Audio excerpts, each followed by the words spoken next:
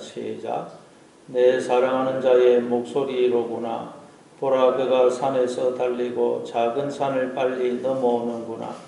내 사랑하는 자는 노루와도 같고 어린 사슴과도 같아서 우리 벽 뒤에 서서 창으로 들여다보며 창살 틈으로 엿보는구나. 아멘. 8절 9절은 또 여인이 하는 고백입니다. 우리 성도가 하는 고백입니다. 우리가 이제 눈과 귀가 열려서 하나님의 음성을 듣고 하나님을 보게 되면 이제 이런 고백을 하게 된다는 것입니다. 그럼 어떤 고백을 합니까? 8절에 보니까 내 사랑하는 자의 목소리로구나. 보라, 그가 산에서 달리고 작은 산을 빨리 넘어오는구나. 드디어 이제 내 사랑하는 자의 목소리로구나. 그럼 하나님의 여인이 하는 말이죠. 그러니까 드디어 우리가 귀가 열려서 나에게 말씀하시는 하나님의 음성을 듣게 된 것입니다. 내 사랑하는 자의 목소리로구나. 끊임없이 하나님은 우리에게 말씀하고 계시는데 우리가 기머거리라서 그 하나님의 음성을 듣지 못하고 있다 그랬죠. 그래서 이사야서 6장에 보면 하나님이 이사야 선지자를 보내면서 내 백성들에게 뭐라고 전해라 그럽니까? 가서 내 백성들에게 너희가 지금 듣기는 듣고 있어도 깨닫지를 못하고 있고 보기는 보아도 알지를 못하고 있다. 즉 너희는 지금 소경이고 기머거리고 깨닫는 마음이 없는 자들이라고 전해라 그러죠.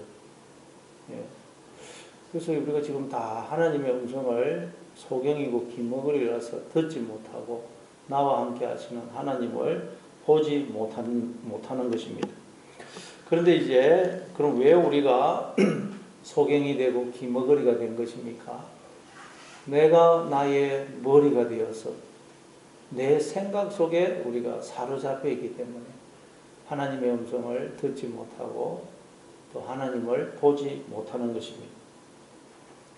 그래서 하나님이 성경에 보면 계속해서 들으라. 그래서 우리가 자기 생각 속에 갇혀서 하나님의 음성을 듣지 않으니까 계속해서 들으라. 신명기 6장 4절에도 보면 이스라엘아 들으라.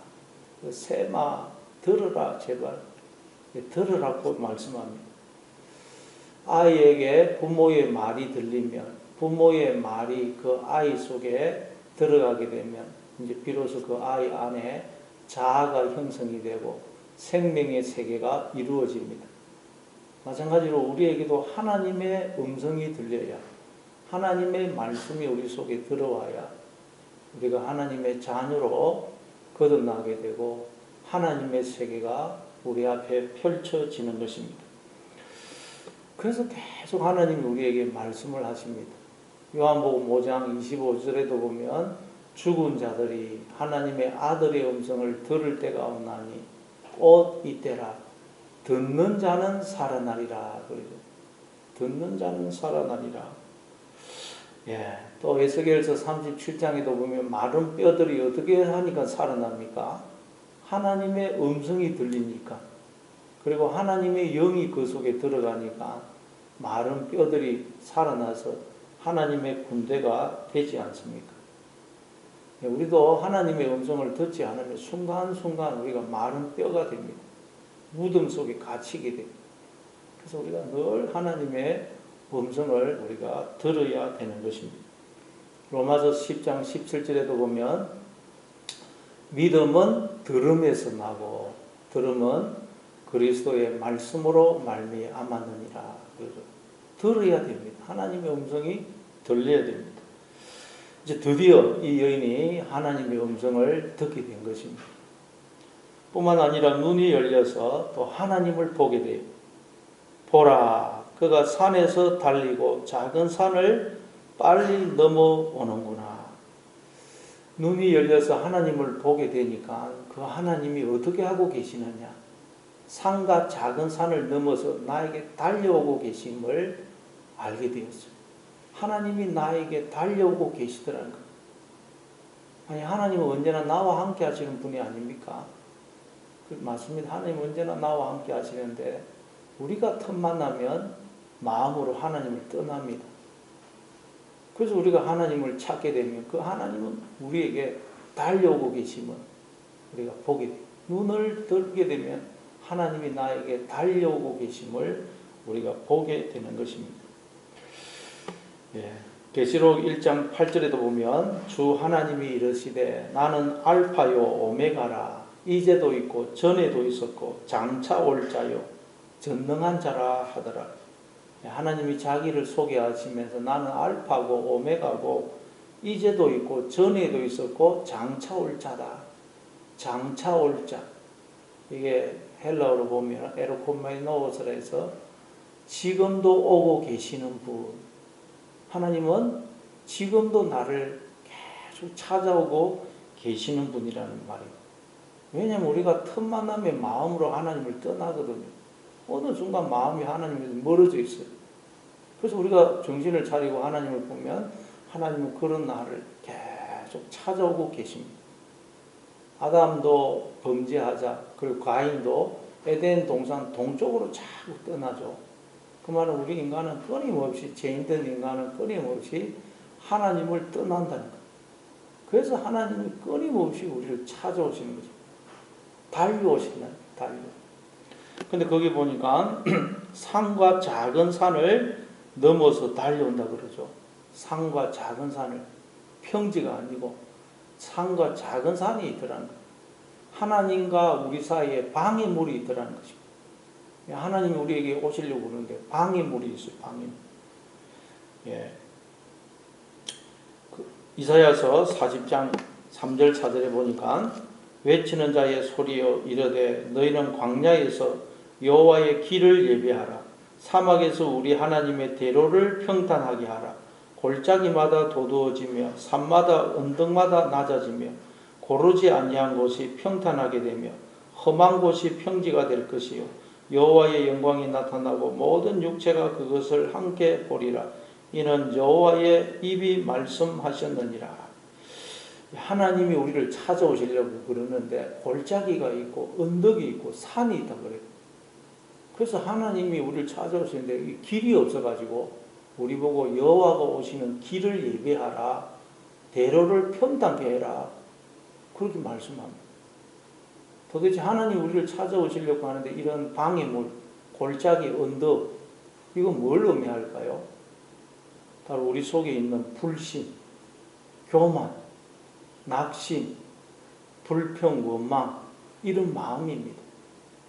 그런 마음이 골짜기가 되고 언덕이 되어서 하나님 우리를 찾아오시려고 그러는데 그게 방해물이 되어서 우리를 못 찾아오신다는 것입니다. 그래서 그걸 평탄하게 만들어서 여호와의 길을 예비하라고 대로를 평탄케 하라고 이야기합니다. 그러면 여러분 우리가 어떻게 하면 이 주님이 우리에게 오시는 길을 예비하고 대로를 평탄케 할 수 있을까요? 우리가 눈을 들어 주님을 바라보기만 하면, 주님을 의지하기만 하면 바로 주님의 길이 예비가 됩니다. 대로가 평탄하게 돼요. 그래서 주님이 우리에게 달려오게 되시는 것입니다. 이게 바로 시온의 대로입니다. 시온의 대로.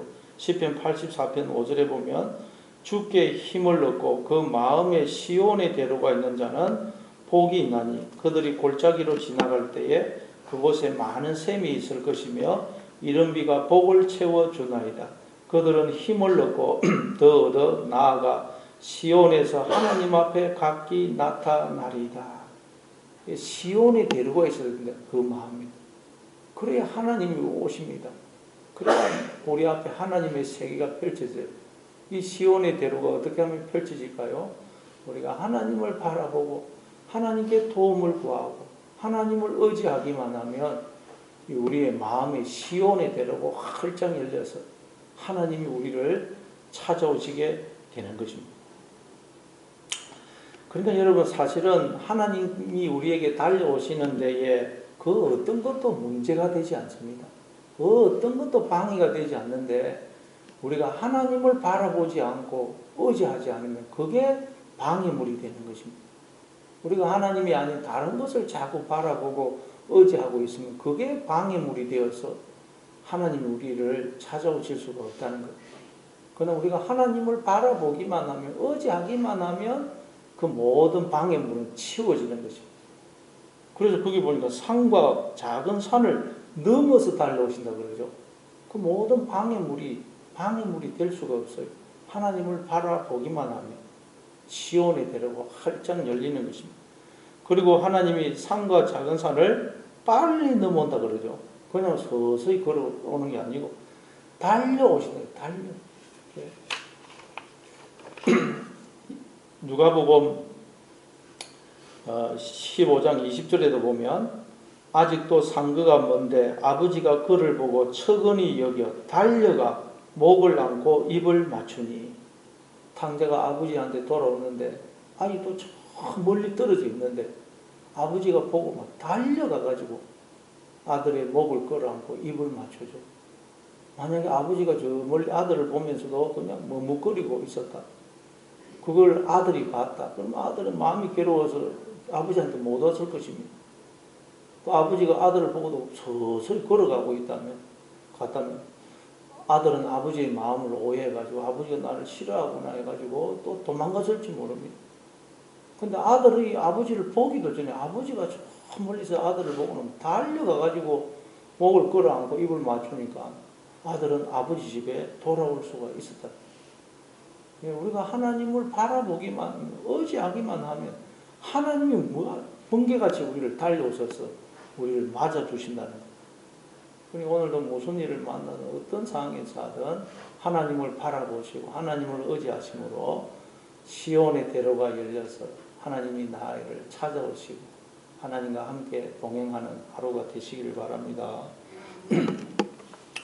또 9절에 보니까 내 사랑하는 자는 노루와도 같고 어린 사슴과도 같아서 우리 벽 뒤에 서서 창으로 들여다보며 창살 틈으로 엿보는구나. 근데 그렇게 산과 작은 산을 넘어서 달려오신 하나님이 여인의 집으로 불쑥 들어오지를 못해요. 거기 보니까 노루와도 같고 내 사랑하는 자는 노루와도 같고 어린 사슴과도 같아서 우리 벽 뒤에 서서 창으로 들여다보고, 창, 그리고 또 창이 닫히니까 창살 틈으로 엿보더라. 하나님은 만왕의 왕이시고 만주의 주 아니십니까? 그러니 뭐 우리 같으면 걔 아무도 없느냐 뭐 소리를 지를 것입니다. 안 그러면 문을 막 쾅깍 차든지 그냥 누구 없느냐, 안 그러면 그냥 문을 쾅 열고 들어올 것인데 하나님은 그렇게 달려오셔가지고 어떻게 합니까? 노루와 어린 사슴과 같이 벽 뒤에 서서 쳐다보시고 창살 틈으로 우리를 바라보시더라고요. 노루와 어린 사슴은 어제도 말씀드렸듯이 온순하고 절대 다른 동물을 어떤 해치려는 그런 나쁜 동기, 악한 의도, 목적을 가지고 절대 찾아오지 않고, 또 그리고 겁이 많아서 조금만 뭐 위험이 있으면 도망가 버리는 동물입니다. 그런데 하나님이 그러시다는 거, 사랑이 그렇다는 거, 사랑. 그래서 하나님은 우리가 문을 열어줄 때까지 노루와 어린 사슴처럼 조용히 기다리고 계신다는 것. 절대 강요하거나 억압하거나 무례히 행하지 않는다는 것. 왜냐하면 사랑은 노루와 들사슴 같아서 강요하거나 억압하거나 무례히 행하면 쉽게 도망가 버립니다. 사라져 버립니다. 사랑은 조용히 기다려야 그 사람이 마음의 문을 열지, 강요하고 억압하면 도망가 버리거든요. 그래서 하나님이 노루와 들사슴처럼, 어린 사슴처럼 우리가 문을 열어줄 때까지 조용히 있는 줄 없는 줄 모르고 그냥 인기척도 안 하고 그냥 조용히 기다리고 있다. 그리고 우리가 너무 좋아서, 그리고 또 우리가 안타깝고 걱정이 되어서 계속 나만 바라보고 계신다는 것입니다. 여러분, 우리가 하나님이 계셔야, 오직 하나님이 계셔야 될 우리의 마음의 지성소에 하나님이 아닌 온갖 것들을 끌어들여서 우리가 불륜을 행하고 있는데도 하나님 찾아오니 불륜을 행하고 있어요. 우리가 그런데도 하나님이 너 어떻게 그럴 수 있어? 막 분노하시거나 또는 그냥 뭐 상처받고 삐져가지고 뭐 그냥 우리를 버리고 돌아가신다든지 포기하신다든지 그러지를 않으시고 우리가 너무 좋아서 그리고 또 우리가 너무 안타까워서 우리만 계속 바라보고 계시다. 개가 주인을 그렇게 바라보죠. 개는 뭐 그냥 뭐 주인이 전부입니다. 그래서 주인만 가만히 바라보고 있어요. 그냥 주인이 불러주고 문 열어주기만 개는 가만히 주인만 쳐다보고 있는데 하나님이 마치 개가 주인을 쳐다보듯이 우리만 바라보고 계신다는 거예요. 왜냐하면 하나님께는 우리가 전부거든요. 우리가 보배입니다. 마태복음 6장 21절에서 예수님이 내 보물 있는 곳에 네 마음도 있다 그랬죠. 근데 하나님은 자신을 우리에게 주셨었거든요. 그래서 우리가 하나님께는 보물입니다. 고린도서 4장 7절에 보면 우리는 하나님이라는 보배를 담고 있는 질그릇이라 그러죠. 우리 모든 인간은 하나님이라는 보배를 담고 있는 질그릇이에요. 그래서 하나님은 오직 우리만 바라보신다는 거예요. 우리가 보배이고 전부이기 때문에. 여러분은 뭘 바라보고 있습니까? 여러분이 바라보고 있는 그게 보배고 그게 우리 마음속에 들어오는 것입니다. 우리가 하나님이 아닌 엉뚱한 걸 바라보고 있으면 그게 우리의 마음속에 들어와서 우리가 온갖 더러운 것을 담고 있는 질그릇이 되어버립니다. 하나님을 그러나 우리가 바라보게 되면 하나님을 담은 질그릇이 되는 것입니다. 그래서 여기 보니까 하나님과 우리 사이를 막고 있는 벽이 있다 그래요. 우리 벽 뒤에 서서 창으로 들여다보며 창살 틈으로 엿보는구나. 하나님이 우리에게 오시려고 그러는데 이 벽이 있는 거예요. 벽이. 그래서 다 그 벽 뒤에 서서 우리를 보고 계시다 그래요. 이 벽은 뭐겠어요?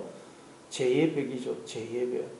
이사야서 59장 2절에 보니까 여호와의 손이 짧아 구원하지 못하심도 아니요 귀가 둔하여 듣지 못하심도 아니라 오직 너희 죄악이 너희와 너희 하나님 사이를 갈라놓았고 너희 죄가 그의 얼굴을 가리어서 너희에게서 듣지 않으시게 함이니라.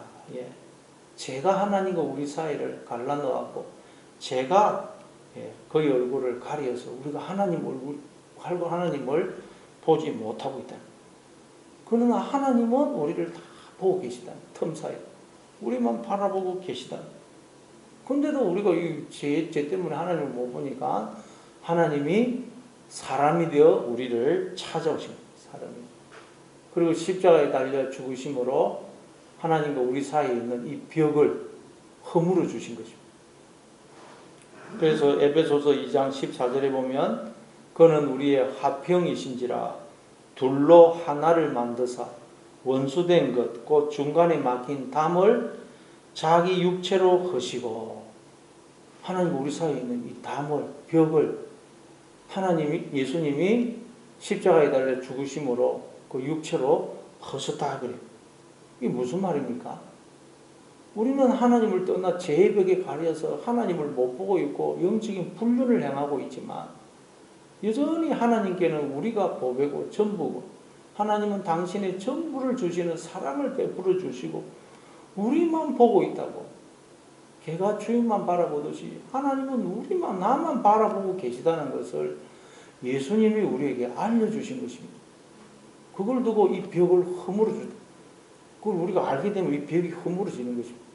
하나님이 나와 함께 하시면서 나만 바라보고 계시다는 걸 알게 되면 이 벽이 허물어져요. 그래서 로마서 5장 8절에 보니까 우리가 아직 죄인되었을 때 그리스도께서 우리를 위하여 죽으심으로 하나님께서 우리에 대한 자기의 사랑을 확정하셨느니라. 그럼 여러분 오늘도 내가 무엇을 하든 어떤 형편에 처하든 하나님께는 내가 보배고 전부고 하나님은 나만 사랑하셔서 나를 보시면서 너무 좋아서 기뻐하시고 또 안타까워하시면서 나만 바라보고 계시다는 것을 기억하시기 바랍니다. 나만 가만히 쳐다보고 계세요. 좋아서 어쩔 줄 몰라 하시는 또 안타까워서 걱정하는 마음으로 바라보고 계신다는 거예요. 그래서 오늘도 노루와 어린 사슴처럼 나만 바라보시는 그 하나님을 마음의 문을 열고 영접하고 그 하나님과 동행하는 하루가 되시기를 바랍니다. 심지어 하나님은 어떻게 나만 바라보시되 어떤 정도냐, 우리한테 채찍질 맞고 가시 멸류관을 씌움 당하고 자색옷 입고 뺨 맞고 침뱉음 당하고 온갖 조롱을 받는데도 하나님은 우리를 떠나지 않으시고 우리만 바라보고 계시다는 것. 예수님이 오셔서 채찍에 맞으시고 가시 멸류관 쓰고 자색옷 입고 뺨 맞고 침뱉음 당하고 온갖 조롱을 받는데도 아무 말씀이 없으시죠. 예수님을 세 번이나 부인한 그 베드로를 예수님이 아주 사랑하는 마음으로, 안타까운 마음으로 알아보시지 않습니까? 베드로가 눈이 마주치지 않습니까? 하나님이 지금 우리한테 그렇게 조롱을 받고 채찍질 맞으면서도 너무너무 우리를 사랑하시고 또 안타까운 마음으로 우리를 바라보고 계시다는 것입니다. 네. 어린아이는 엄마가 딱 자기를 쳐다보고 있으면 안심합니다. 그렇죠? 엄마가 자기 보고 있으면 안심해가지고 막 좋아가지고 놉니다.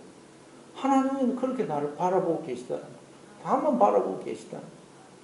네. 그러니 오늘도 하나님이 이렇게 나만 바라보고 계신다 하는 것을 기억하심으로 여러분도 주님을 바라보고 주님의 음성에 귀를 기울이고 이 주님과 동행하는 그런 하루가 되시기를 바랍니다.